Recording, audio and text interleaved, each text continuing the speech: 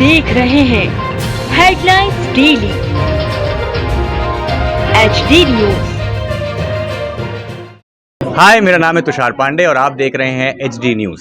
हाय, मैं हूं दीपिका सिंह और आप देख रहे हैं HD न्यूज। हाय, मैं हूं बिंदु दारा सिंह और आप देख रहे हैं HD न्यूज। श्री मध्य भारत हिंदी साहित्य समिति के शिवाजी सभागार में निमाड़ के गांधी नाम से जाने जाने वाले स्वतंत्रता संग्राम सेनानी राष्ट्रभक्त श्री काशीनाथ त्रिवेदी की स्मृति में व्याख्यान आयोजन किया गया। इसका विषय 50 साल का सफर और बदलते हुए सत्य पर देश के वरिष्ठ पत्रकार व चिंतक श्री श्रवण गर्ग ने अपने बेबाक विचार व्यक्त किए। उन्होंने दादा को बड़े आदर से याद करते हुए उनके सिद्धांतों विचारों के साथ कुछ पत्र भी पढ़े जो उनके पास धरोहर के रूप में अभी भी है। श्री श्रवण गर्ग ने कहा कि अब हमने बोलना बंद कर दिया है, चुप रहना अपनी आदत बना चुके हैं। तीर्थ स्थलों पर अब पालकी और बैसाखियां बढ़ती जा रही है। वे नहीं चाहते कि लोग खड़े हो सके। प्रजातंत्र खत्म होने पर क्या व्यवस्था होगी, इस पर लोग चर्चा ही नहीं करते। अब हम चट्टानों की तरह मौन हो गए हैं जहां सत्य की आवाज लौट कर नहीं आती है। उन्होंने यूको पॉइंट के माध्यम से उदाहरण देते हुए कहा कि जैसे कि वहां पर बहुत कम लोग साहस कर पाते हैं आवाज देने की, शेष सभी तमाशबीन होते हैं, वही स्थिति देश की है। श्री श्रवण गर्ग ने अपने सारगर्भित उद्बोधन में दादा, इंदौर शहर और देश के नागरिक होने के नाते देश पर अपने विचार व्यक्त किए। उन्होंने भावुक होकर कहा कि हमारे शहर का वैचारिक गुल्लक खाली हो गया है। हम उन्हें भूल चुके हैं जो हमारी धरोहर रहे। अब यह शहर पोहा और जलेबी का हो गया है। समापन पर उन्होंने आग्रह किया कि लोगों को समय पर बोलना चाहिए, मौन रहना खतरनाक होता है।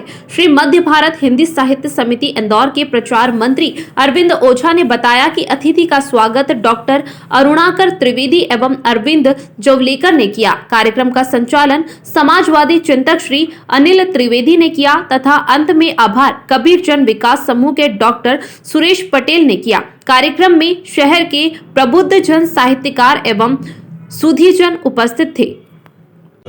हमारे देश के स्वाधीनता सेनानी और मध्य भारत के पहले शिक्षा मंत्री और बाल शिक्षा शास्त्री, साहित्य वाचस्पति और नर्मदा आंदोलन को प्रारंभ करने वाले काशीनाथ जी त्रिवेदी का 117वां जन्मदिन।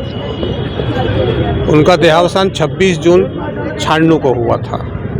उसके बाद से लगातार कई वर्षों तक उनकी स्मृति में व्याख्यान करते रहे, पर पिछले 4-5 वर्षों में हम लोग कोरोना और दूसरे कारणों से वो नहीं कर सके। तो उस वैचारिक आयोजन को हमने इस वर्ष हिंदी साहित्य समिति, कबीर जन विकास समूह और त्रिवेदी परिवार के संयुक्त तत्वावधान में आज ये आयोजन किया। आज देश और दुनिया में मनुष्य की जो हालत है,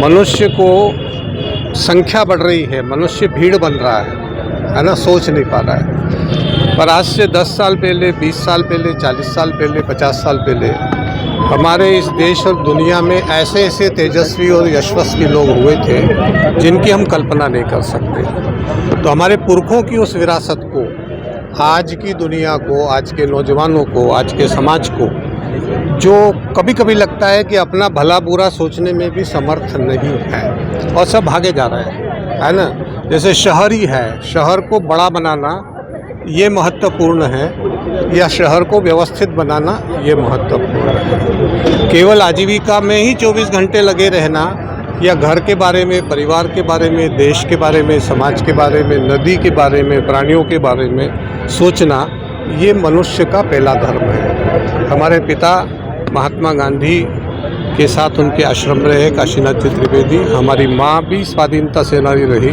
वो पिताजी से पहले जेल में गई। एक महिला जो दूसरी तीसरी पास है, गर्भवती होते हुए भी सत्याग्रह करने की हिम्मत करती है और जेल में जाती है।